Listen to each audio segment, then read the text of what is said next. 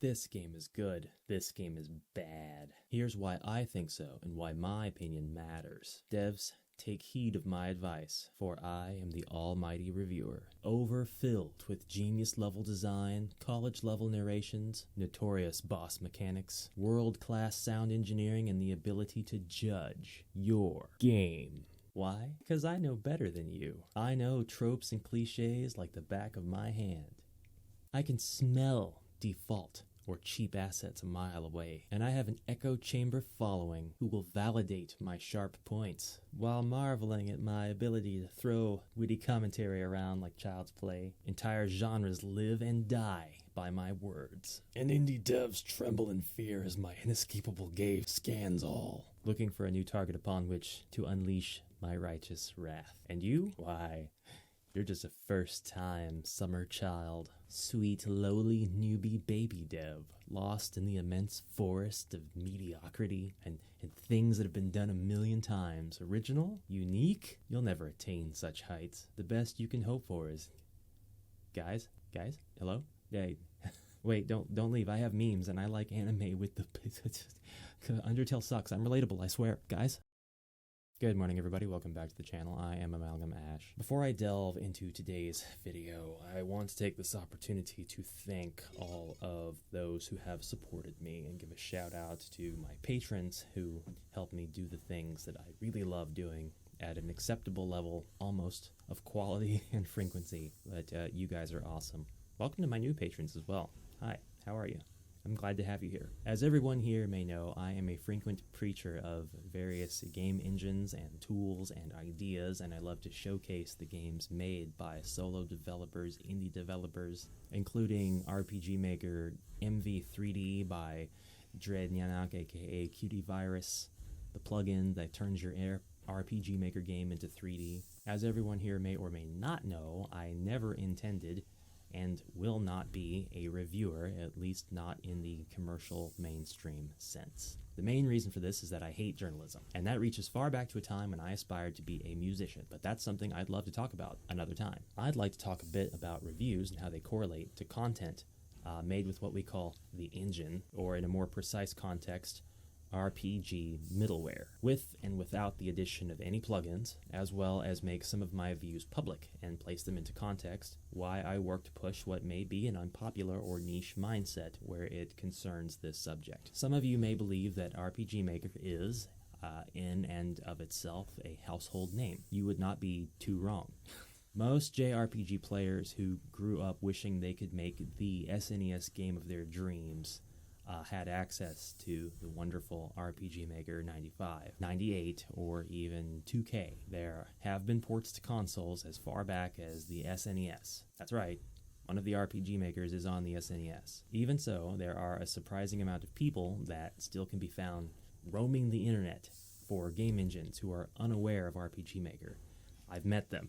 They are real. Because it wasn't targeted at them, or they got interested in more traditional paths of game development, coding, programming, perhaps during the program's more under-the-radar marketing times. Others took one look a long time ago and said, that's not for me, and aren't aware how far it has come, how it has progressed over the years in terms of its functionality. People who aren't aware whether it has transcended its seemingly inability to make a unique-looking game, and whether it can even make games that accommodate their needs. And still other people don't find it intuitive or too limited for what it can do, and they seek alternatives to find there is actually an ever-growing world of development engines that cater to their needs, both broad and niche, 2D and 3D, stylized and familiar, code-free and code optional. The design of some of these engines are sometimes based directly on the perceived flaws that current or earlier versions of RPG Maker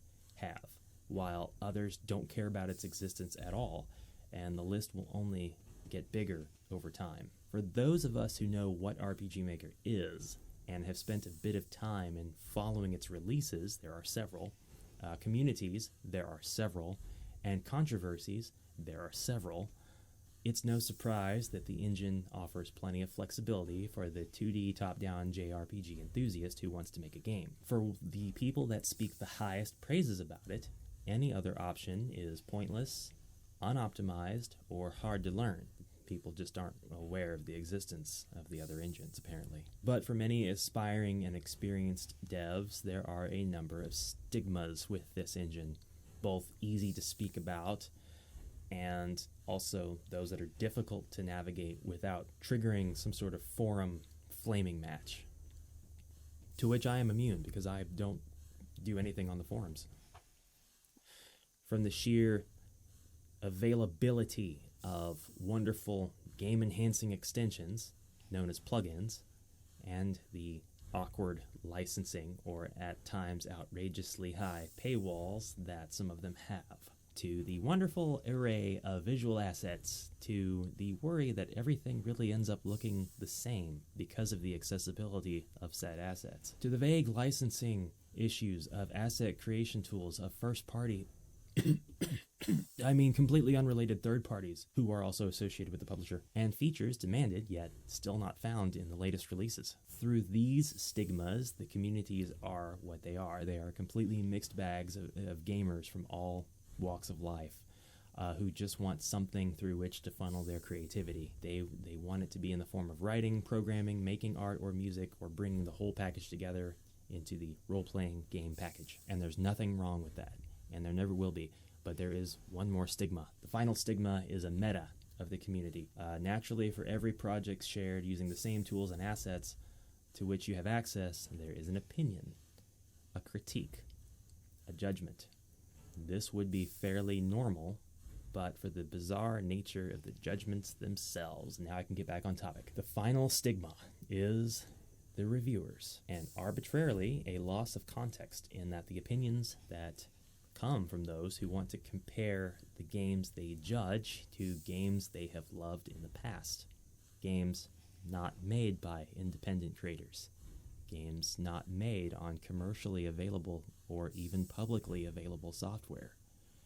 Games not made in engines where the team didn't have to write a single line of code. Games not made in a hobbyist or amateur context. This meta is a strange phenomenon that can occur whenever you get any two people talking at length about their projects, particularly if they are able to experience each other's work through playtesting. But it normally evens out as both developers understand what they are working with and recognize one another's good intentions. However, it also happens when particular budding reviewers are looking to feather their hat or earn their experience by playing easily accessible games made with the engine. It doesn't have to be with RPG Maker, it can be with any engine. Any commercially available, easy to navigate, easily accessible engine. If they can find a commit or a distribution of the game, great. Then it gets downloaded and played. And if they can take the easy way out, laughing at any mechanics they find to be tiresome, dated graphics, or incomplete features, particularly if they can do so in an entertaining manner, then that's wonderful. Lots of views, likes, and subs, and making an example out of someone so that everyone knows this same humiliation is waiting for them just around the corner should they break from that reviewer's narrow convention of what makes a game great. Now also the developer knows how badly they've done, and they'll be sure to learn from this very informed feedback and make something really polished, using all of the objective points, thanking the reviewer for their tough love. What could go wrong? Right? See, an independent developer may only wish to make a simple game, something they feel is a love letter or an homage to the games they themselves played and loved growing up, games with stories that had a profound impact on their life in some way, games with mechanics that were challenging yet rewarding. Great games. Potential developers see greatness in the art, and they are inspired to act. And when they succeed, they want to share it with friends, maybe family, maybe small pockets of communities that have similar goals. Look guys, I did this. I did this thing just like the other people in this community did. Or perhaps, look guys, I did this. You can too. Maybe the intention is just to show a proof of concept. Maybe it is to say, here's what I've done so far. If you like it and you like its potential, let me know so I can use the validation to motivate myself to do more. Save yourself the time of putting in all the work just to have a reviewer shoot it down. And up to and including but not limited to any combination of these reasons. The engine does exist for all of this, long before it exists for what's after. But that's not the basis of my viewpoint. It is an observation that I wanted to share. So, moving on. Sometimes these RPG projects are made just to submit to a jam. To challenge oneself to get something done is an exercise of a project completion, even if it's only pre-alpha level of quality. Because jams are timed events, oftentimes, or they happen with surprise limitations or themes, they exist with an explicit context. Remember this word, it's very, very important. Sometimes a developer would use the engine to be more ambitious and make games for monetary purposes, and why not? Licensing for almost every game engine out there does allow for this. The developers of the engine are comfortable with this idea and have embraced it. The engine can be and has been used to create games that can be sold through various online platforms, which in and of itself is fine and nothing unique to this or any engine. Games are made with engines, either commercially available or completely built by developers from scratch, unless the developer is working in assembly or basic and makes the game completely from scratch without an engine. In fact, the only complaint I could possibly have about this is that there are some who would churn out shovelware in an attempt to profit without putting in the work, without any passion or knowledge about what it takes to make a game truly great. It's not unique to RPG Maker either, since such games have been made in just about every genre, on every engine, every platform. So to wit, we have games from all directions, made for different reasons, by different people, with different visions, going to different places to be enjoyed by specific audiences, everyone or no one at all. Enter the reviewer. Reviewers and Let's Players are great.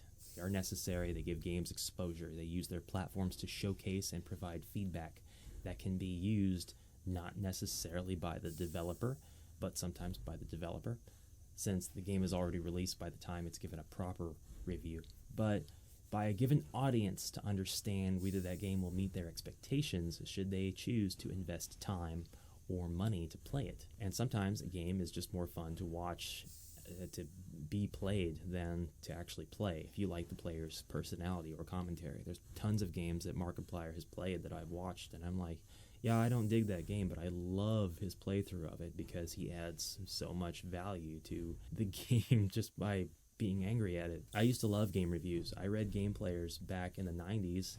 Magazines were this thick. Back then it was clear you had to complete the game before you could ever write a review, because the subject matter of every review that I ever read was the entirety of the game. Spoiler free, no less. Now there are more consoles, more platforms, more games, more developers, more publishers, and more reviewers than ever before. And it's my opinion that we need reviewers more than ever before. But is my description of a reviewer practical? Is it pragmatic or feasible enough for somebody who wants to make their mark as a critic? Maybe and maybe not. It depends heavily on the context. After all, at the end of the day, you don't have to be a creator to be a critic. This is universally true for all mediums that are critiqued. Sometimes it's better if you are a chef critiquing someone's food rather than, say, a kid. But if you're making food for kids, then it doesn't matter what 5-star Michelin chefs have to say about it then, does it? My point here is that context just matters. Every business entity is going to have a set of rules and points anyone considered a reviewer must follow, and no two need to have the exact same business practices. Reviewers on one platform that specialize playing a specific type of game will have more expertise in the field and will be better at spotting relevant trends. So you wouldn't entrust a role-playing game to a sports game reviewer, right? Or really trust a review of the latest entry in a long-running tournament fighter to somebody who reviews mobile games, right? You see a problem there? So now we're getting to the meat of the subject, the context in which something is viewed. It goes much deeper when you consider that genres have subgenres and the game's existence was brought about for a specific purpose. In other words, its specific audience. The obvious answer to that is to have a reviewer, being it the increasingly rare seasoned professional who is well-versed in all aspects of the industry, who is at this point probably suited for a higher position, to the journalist who can write well but can't make it past the tutorial level. Anyone who can form a coherent opinion, all the way down to the entry-level critic, who are set in what they like and decided they would somehow make do with a platform held together by clicks. I've mentioned that fun is subjective. What is fun for me may not be fun for you, and vice versa, and that's kind of the end of that discussion. This can be the start of a conversation, but it's really the compromise or conclusion that a lot of conversations have already had. A settling that you and I can have different needs and that it's perfectly acceptable.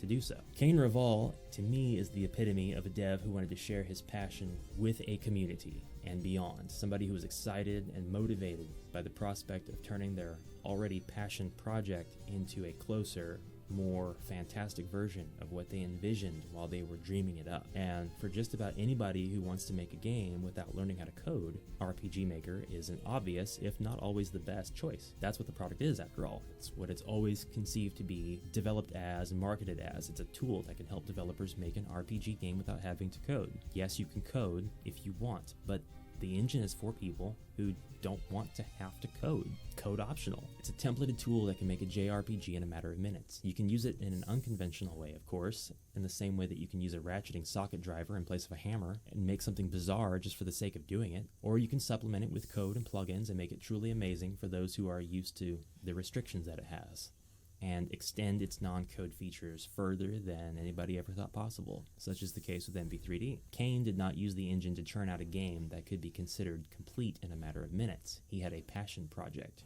a dream of making a game, and he chose a great tool to make this notion into a reality. He'd fall squarely into my earliest examples of the kind of person RPG Maker attracts. Use me, the engine would say, and see your project come to life. That's the context. That is the point. If it's fun and it runs well on his hardware, great. If it can be achieved for a given target audience as well, even better. But what about the people outside of that audience?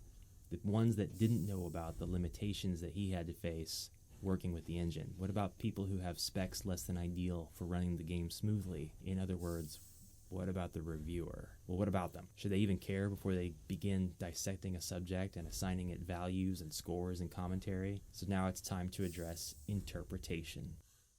I've got a lot of work to do if I want to convince you that yes is the answer to this question. Have you heard of death of the author? Death of the author is a literary critiquing concept that originated in like the mid-20th century. It's the notion that the creator of a work has no authority over its interpretation. The death of the author is the birth of the reader. That's the full phrase. There are a lot of great articles and videos about this subject, so I recommend researching and forming your own opinion. But I use it against myself in this video primarily because I'd like to build a case, and that death of the author is my biggest obstacle here. Does death of the author apply to things that are non-literary? I don't see why not. So the entire point is, now that someone has made this thing, how will I interpret it completely free of their authoritative influence, based on the work in and of itself alone? And the interpretation of the art can be considered the point to begin with. You don't write a book that has been written, you read it, you consume it, you interpret it. But were authors in that century publishing books for book jams? Were they? Were they working with arbitrary restrictions? Were they? Were the critics judging demos of books? Were they? Were literary critics poring over errors in rough drafts of books, calling them rushed? If the author wrote notes in shorthand to be used later, did the literary critic tell them that their handwriting was sloppy? Those examples might sound silly, but they are exactly what modern platform-based independent reviewers are imitating.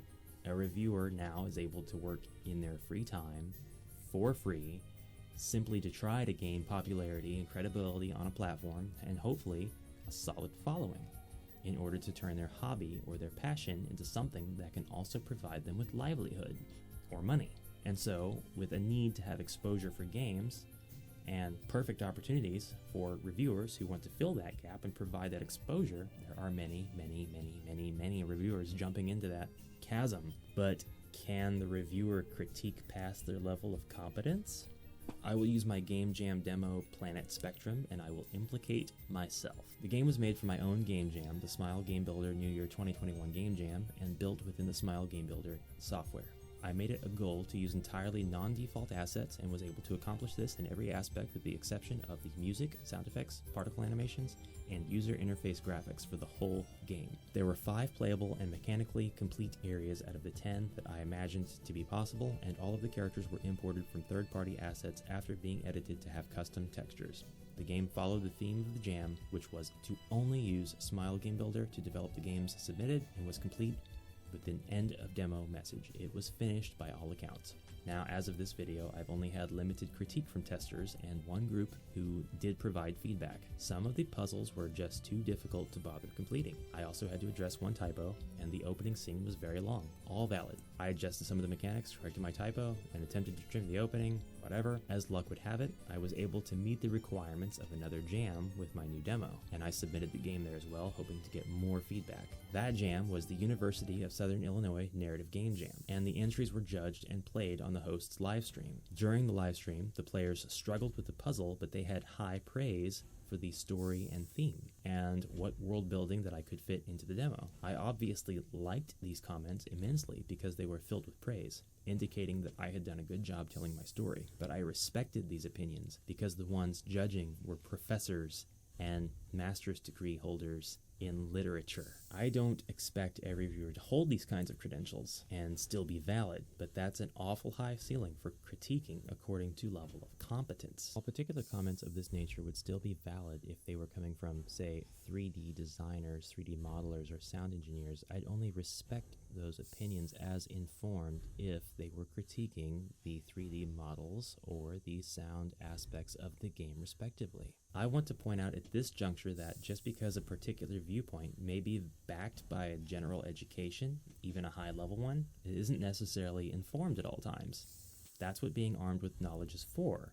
The ability to explore, make comparisons and judgments out of new information, sometimes with precedent, sometimes with just established bias. Just because degree holders said my story was good doesn't mean that everyone with a similar degree or experience will say the same thing. So now that I've described the problem in detail, what are my proposed solutions? What are the mindsets that I claim to push at the beginning of this video?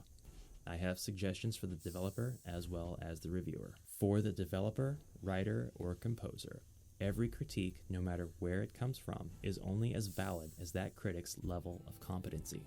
It is valid to them by default, and a lot of us, many of us, want to say that everyone's opinion is valid, period. But it's valid to you only if they understand the context, which is entirely up to you. It can only be valuable and useful if it is informed. If you want your audience to be as broad and as open as possible, and fully expect and desire for criticisms to be passed on to you, and regard them all as equal and valid, then it is your job to make sure that everyone can be informed, or else concede that uninformed critiques will be made, and that audiences may follow these invalid criticisms through. But if you are a developer who made a passion project that ran fine on your PC, then was called out by a reviewer who picked it out of the blue only to publicly humiliate you to his audience, or her audience, you can rest assured that in ignorantly attacking your integrity as a developer, they only managed to reveal a lack of having any said integrity themselves. So don't despair when the YouTube versions of Pulp Fiction magazines use your content to produce another episode to a targeted fandom in an uninformed context. They're just doing what they do, and you aren't any worse for it. In the same way, it doesn't matter that a reviewer might have tried to use a spoon to eat noodles, then critique the tool for being too limited. Even if the review is well-intentioned or from a highly visible source, work to give closure to questions asked and context to dubious areas of judgment if it's worth the time to correct the feedback context. Did they slam you for using default assets but you had to because that was a jam limitation? Did they trash your work because it ran poorly instead of researching the system requirements? Did they give up as soon as they saw the first typo and decided it wouldn't make it past shovelware status? Ask yourself if any of the points are valid and if they need to be more informed for you to consider them useful before moving forward. For the reviewer, there are more games in existence now than you'll ever have time to play in your reasonable life expectancy. And among them are hidden gems and challenging yet rewarding experiences, many of which are hiding behind easily obtainable assets that you've seen thousands of times, or with obvious inspirations from games you don't like for whatever reason, or they weren't written with an accessible story, or they were meant to be vague intentionally because they were based on existing influential works. Maybe they just don't run on your build, and now isn't the time to present the material. Ask yourself if you're informed enough to interpret that in a useful way. It's too easy to criticize. Anyone can do it, and everyone already does do it, player and developer alike. What can you truly offer to make this experience better to a player or better built by the developer? And is it worth your time to do so? Like games, after all, review articles and videos are just as easy to interpret, and death of the author can apply here as well. Make something that you can be proud of given the restrictions you have, and stand by it when opposition strikes. Give an outline and context to your review, and disclaim the things you don't know. It'll help everyone out if and when it comes to light that you are hammering a nail with a wrench. After all, we have seen reviewers get their fair share of harsh critiques as well, even when all they were trying to do was follow their dream. And that's really it. If you made it this far, I would love to know. Please say something like poggers in the comments. Leon Ronaine, you were awesome for watching the last long rant video I had all the way through. And that's it for this video, which is in and of itself something to be critiqued. Once I end it, I release any and all authority I have over your interpretation. As such, I've done my best to make it easy to interpret, and I hereby concede my authority. I do not plan on doing videos in this format very often, but if it's your first time here, please feel free to take a look around and see if my amalgamated content is something you might enjoy or find useful. As always, thank you very much for watching. I will see you in the next episode, and I hope you have a great day. Until then, bye for now.